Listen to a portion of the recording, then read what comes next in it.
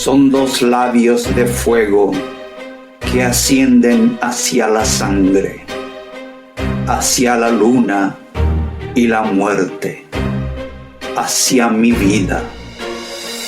Es un cuerpo de regiones ardientes que madura en las llamas infinitas de mi razón y mi fuerza, hacia mi locura.